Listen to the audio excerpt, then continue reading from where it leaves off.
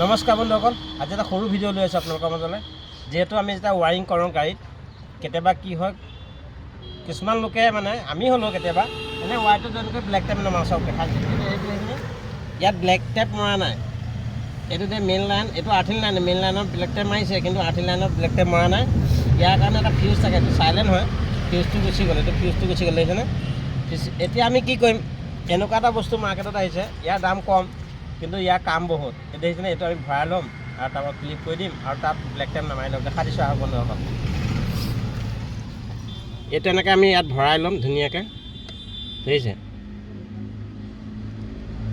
এইটো ধুনীয়াকৈ ভৰাই দিলোঁ, ইয়াতে আমি চাপা মাৰি দিম।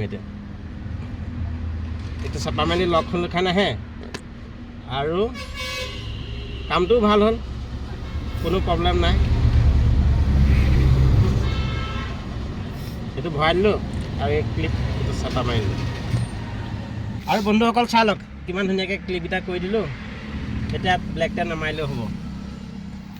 আৰু ভিডিঅ'টো কেনে পালে জনাবলৈ নাপাহৰিব। ধন্যবাদ, জয় অসম।